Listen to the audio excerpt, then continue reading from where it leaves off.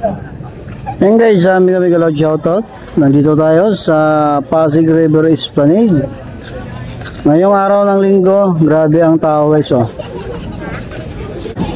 So sinamantalaan ng mga tao ang holiday para mamasyal dito sa pinakasikat na pasyalan ngayon dito sa Maynila, ang Pasig River Esplanade.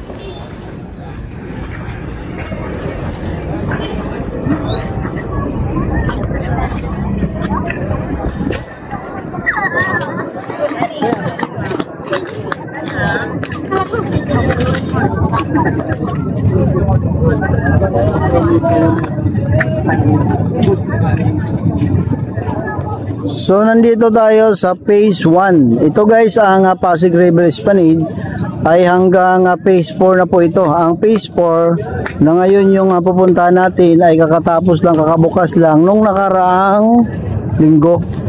So pupuntahan natin yan.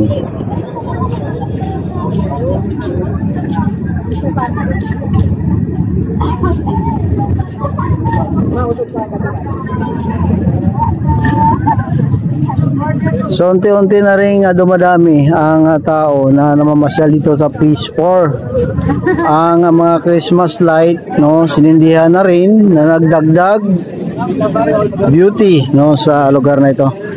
Pero siguro, no, mas lalong dadami ang mamasyal dito pag ito ay malagyan na rin ng mga tindahan, mga vendors na nagtitinda ng pagkain. Kasi doon sa kabila sa phase 3, para ngayon yung nakikita ko na palaging dinudumog, no, ng mga tao ang kainan.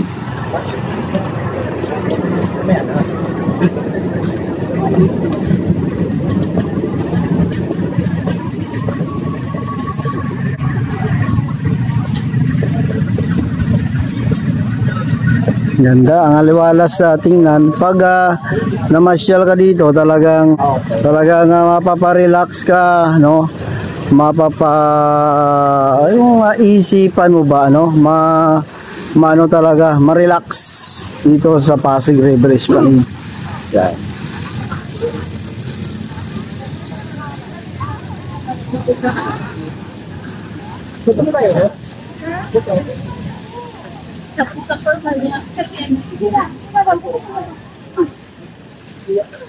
Iya ba? Ini lang yung sabor. Ayusin mo dapat lagyan yung style. Ay style dito. Ang isa pa sa kagandahan dito guys, ano, yung lights nag-synchronize doon sa paglubog ng araw, no? Nagdagdag sa beauty pag dito ka, pag yan ang view mo na maganda, kung magaling ka kumuha ng picture, napakaganda yan.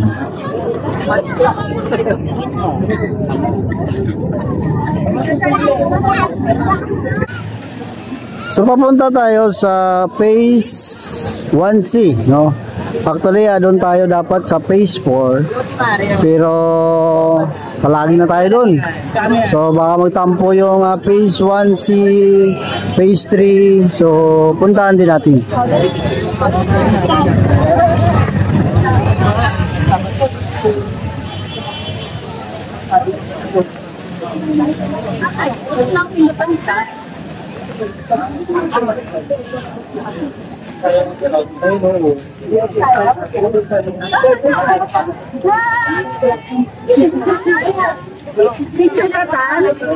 So bago tayo pumunta ng phase 1C, dadaan muna tayo sa ilalim ng Jones Bridge. Yan. So ilang bridge ang mapuntahan natin.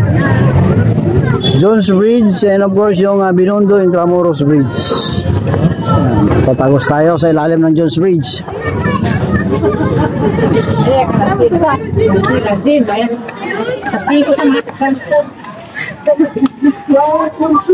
At siyempre, nandito yung ating mga mascot. Yun, oh, si Idol. Ang ating mga kaibigang mascot na nagdagdag saya dito. Nagdagdag katakutan sa mga kabataan.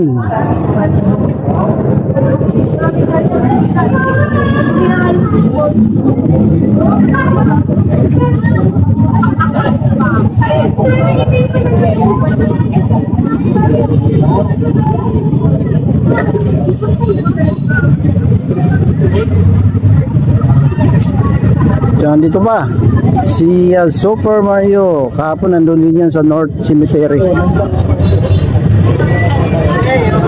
Medyo maraming tao sa bahagi na ito.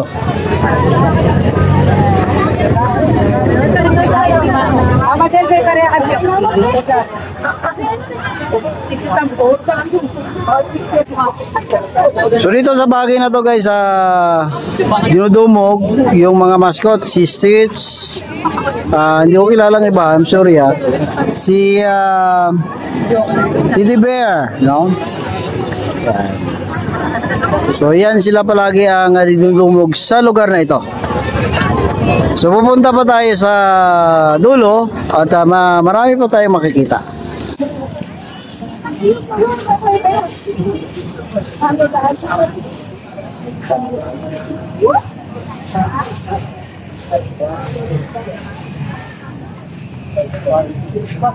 Asan sila mo?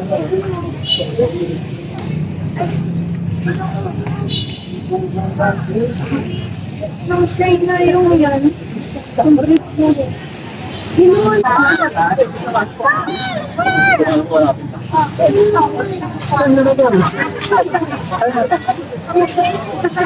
So isa rin sa magandang view dito ay ang Binondo Intramuros Bridge, no, na talaga nga yung ilaw nakadagdag kulay sa kanyang itsura.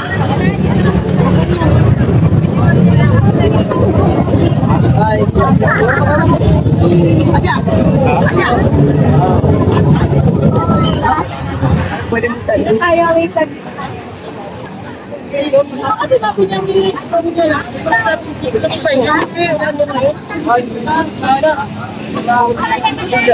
Ito yung dapat na buhay at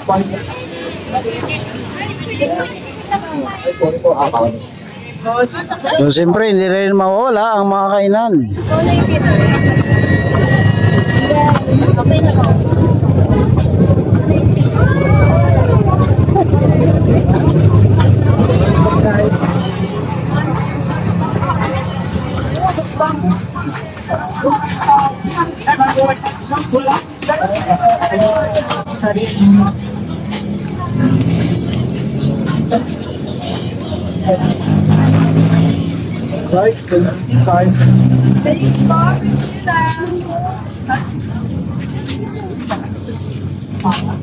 Yan ba yan?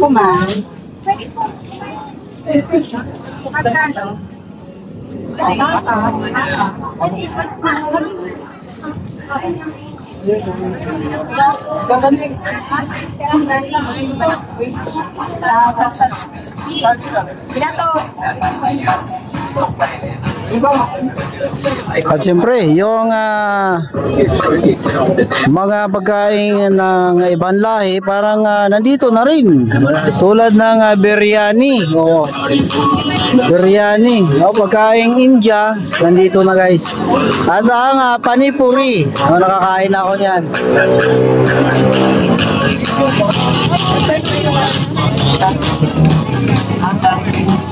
So yun yung sabi ko, yung mga kainan ang kadalasang dinudumog, no, ng mga tao.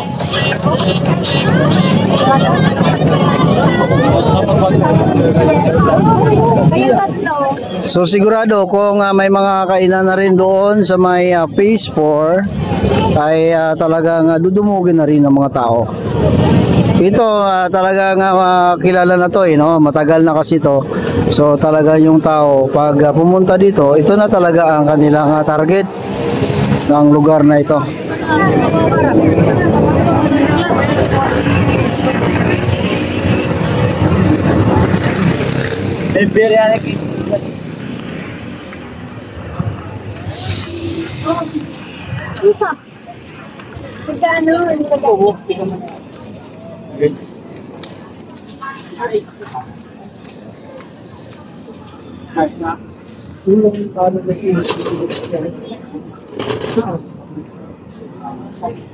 So papunta tayo sa may phase 3 na. Bababa na tayo dito sa may view deck, no, ng phase 1C. Sa harapan ka tayo, baka mabangga ka. Pero natin minsan tayo.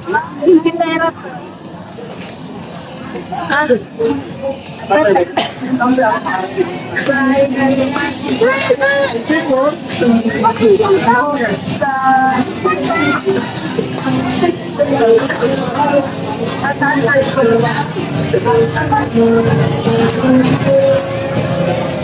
Mukhang basa dito, parang umulan sa bagay na ito. So, dito na tayo sa ilalim ng Binondo Intramuros Bridge, papunta ng phase 1C. Dito may makikita tayo mga vendors ng balloon na may ilaw. High-tech na ngayon, ano, ang balloon may ilaw na. Kita nyo guys, ano, talagang dumog ang tao dito. Talagang kilala na talaga lugar ito. At saka siyempre nandito rin may ibang mascot, ano, Stitch Part 2. Kanina may Stitch dun eh.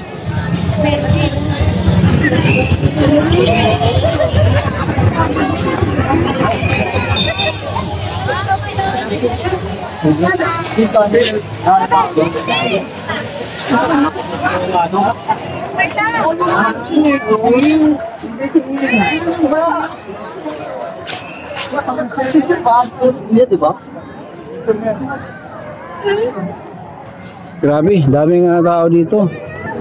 Oh, may nag-iwan pa ng styro. Grabe naman sino nag-iwan dyan, no? Ganitong lugar ba ay maisip mo pa na mag-iwan ng styro dyan, no? Napakalinis na lugar.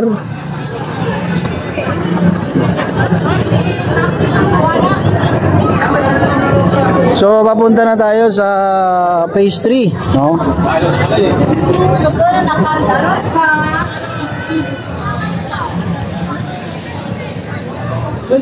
Dito, kung maraming tao doon, mas marami dito. Mas marami kasi dito ang kainan. Dito talaga yung guys ang pinakamaraming kainan.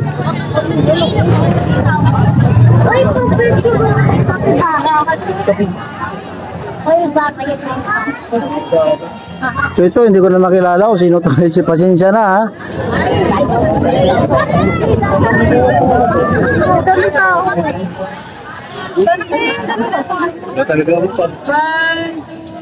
Kapibara.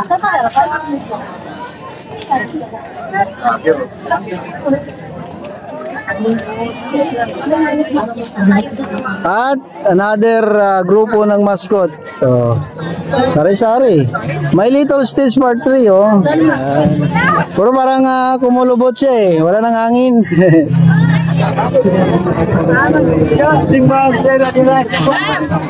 At may kantahan siyempre.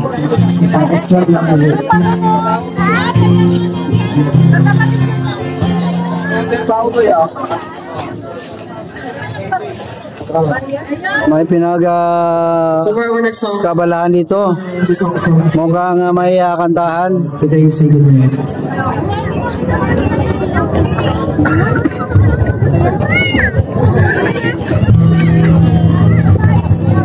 Ito na yung pinaka maraming tao guys, ano, phase 3.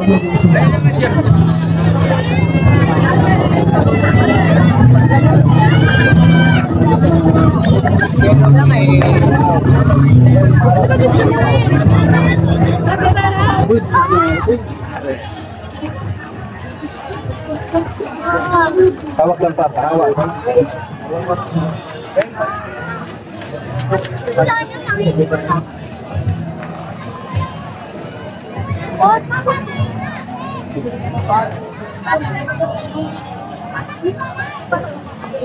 So, tiba-tiba ang mga vendors ngayon, no? Nakakatawa din kasi holiday and then maraming tao ang namamasyal and din kakain. So, swerte, ano?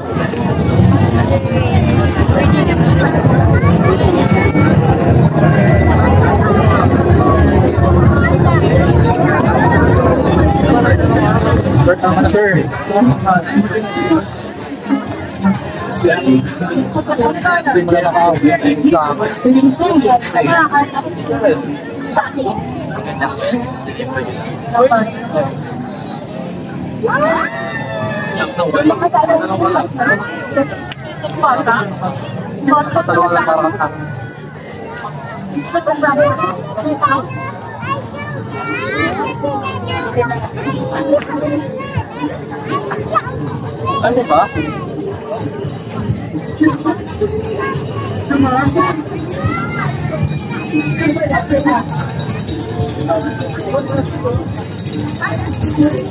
So pahaba pa ito. Actually dati hanggang dito lang yung kainan. Pero ngayon hanggang dulo na may kainan na.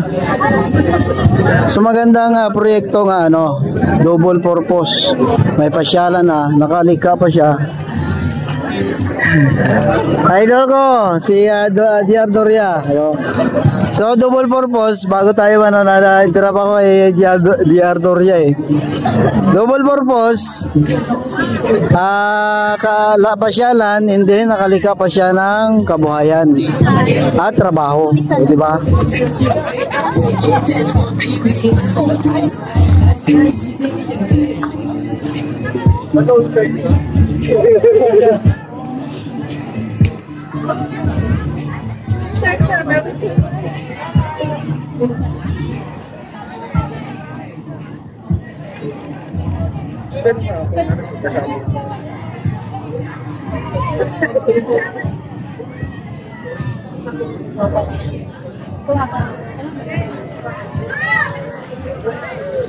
So dati wala pa ito, pero ngayon guys, so may mayroon na ring mga tindahan doon sa dulo. So kung saan yung tindahan, doon talaga maraming tao. No? So therefore, yung phase 4, kung yan ay malagyan na rin ng mga tindahan, dadami rin ng taong pupunta dyan. Sa ngayon marami na rin ano, kasi lagusan yan ng Aroseros Forest Park and yung dito ang phase 3 ng Pasig River Esplanade. Pero soon ano, yung mga tao doon na lang pupunta, or yung iba naman gusto maglakad-lakad, no, sightseeing, so pwede rin ano. So ito another group naman ito ng mga tindahan. So sa likod kasi nito ay ano na, Port Santiago. Nakapasyal na rin tayo, may content tayo dyan. So grabe oh.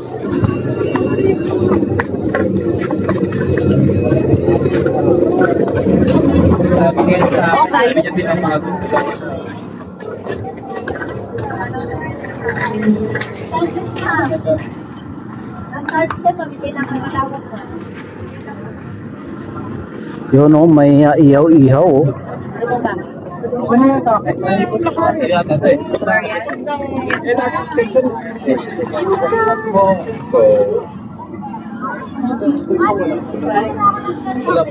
So ayan, dito no, pero hanggang dulo pa to guys ha. Ang kainan lang hanggang dito lang, pero ang Pasig River Esplanade hanggang dun yan sa may ilaw na yun.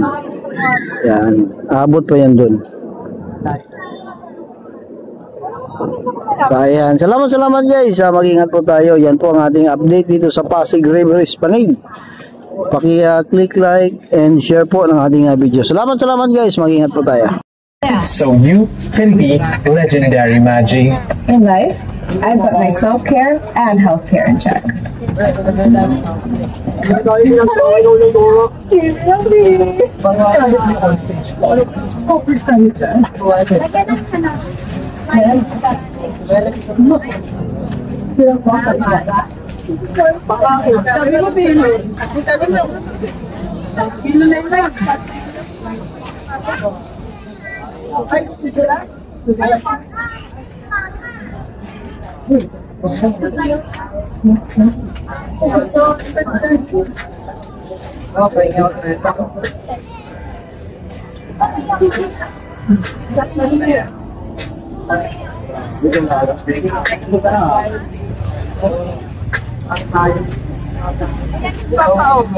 Ang pangit.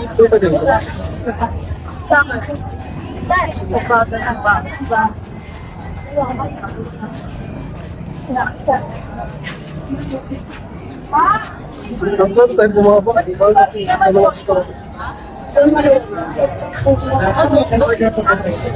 ka yung may parang may chilas. Sa'yo pa may payo, ha?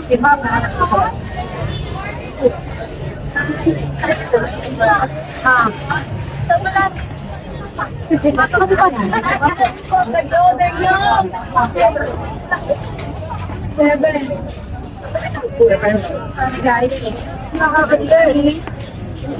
Guys, pupunin ka na. Aka na muna, 3. Hi!